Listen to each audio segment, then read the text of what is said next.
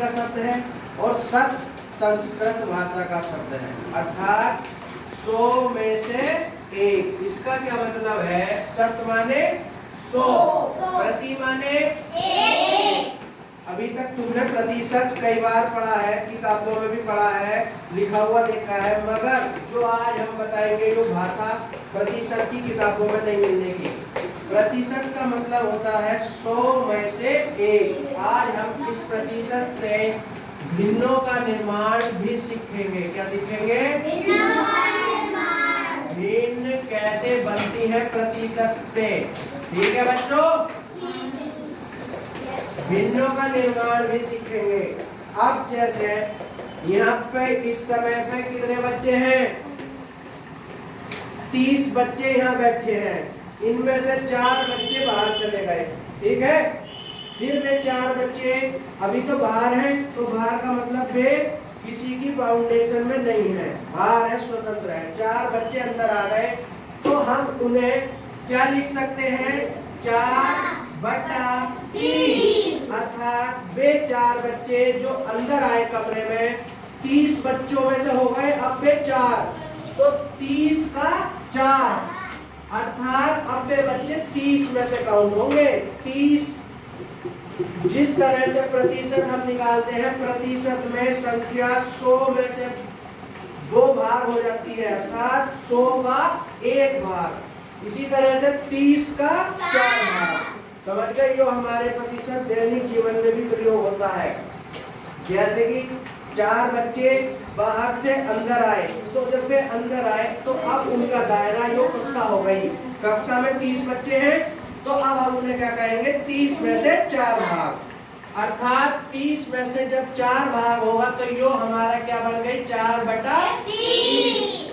यो भिन्न बन गई अब हमारी। ठीक है, तो इसी तरह से प्रतिशत से हम भिन्न भी बना सकते हैं।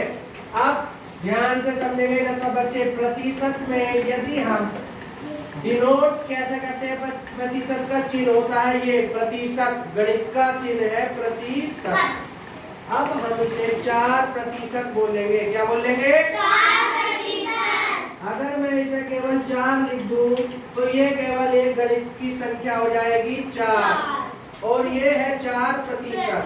अब प्रतिशत लगते ही 4 अपने आप में खुद 100 का 4वां भाग हो गई, अर्थात अब यो 100 नंबरों के बीच में से 4 भाग हो गई। ठीक है, अभी तक यो 4 स्वतंत्र है, यो 4 केवल 4 ही है। अब हम इनमें अंतर देखेंगे।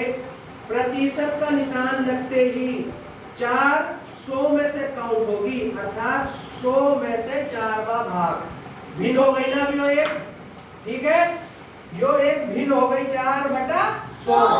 यहीं से भिन्नों का निर्माण शुरू होता है कि ये बटा इसमें लग गया तो हम इसे बोलेंगे 4/100। ऊपर की संख्या को क्या बोलते हैं बच्चों? नीचे की संख्या को भाग। तो ये हमारी हो गई भिन्न। इसी तरह से अब हम पता चल गया अंतर। प्रतिशत का निशान लगते ही कोई भी संख्या 100 में से वो भाग हो जाती है जितनी ऊपर संख्या लिखी हुई होती है।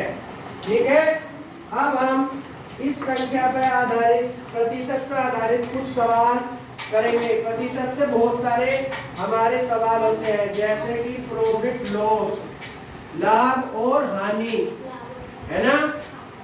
लाभ और हानि का भी प्रतिशत से सवाल होता है। जैसे कि लाभ बराबर क्या होता है? क्रय मूल्य। लाभ बराबर क्या होता है? विक्रय मूल्य माइनस क्रय मूल्य। यही तो होता है। मतलब बेचा हुआ मूल्य यदि ज्यादा होगा और उसमें से हम खरीदा हुआ मूल्य घटा देंगे तो हमें क्या हो जाएगा? लाभ, है ना? तो इसी तरह से हम विभिन्न प्रकार के सवाल इससे कर सकते हैं। तो अब हम प्रतिशत के कुछ सवाल हैं जो हम उन्हें करेंगे, जैसे 4% जमा 5%। ठीक है, तो अब हम इसे क्या लिखेंगे? 4/100 जमा 5/100। अब जब हमने बताया था नीचे की संख्या एक जैसी होती है तो उसे हम जोड़ देते हैं। 4 और 5 9/2। अब इसे मुझे दशमलव में कन्वर्ट करना है, भिन्न से दशमलव में बदलना है। तो नीचे कितने जीरो हैं? जब नीचे 2 जीरो होते हैं तो ऊपर 2 संख्याओं के बाद क्या लगता है? दशमलव, अर्थात 0.09। इस संख्या को हम दशमलव में बदल दिया हमने इसे, ठीक है। ये उत्तर हो गया इसका 0.09। यदि किसी संख्या के नीचे 3 जीरो होंगे तो दशमलव के बाद 3 संख्याएं आएंगी, है ना। और यदि किसी संख्या के नीचे 2 जीरो होंगे तो दशमलव के बाद 2 संख्याएं आएंगी, ठीक है। अब हम इस पे ही कुछ सवाल करेंगे, जैसे 5% जमा 4/100, ठीक है।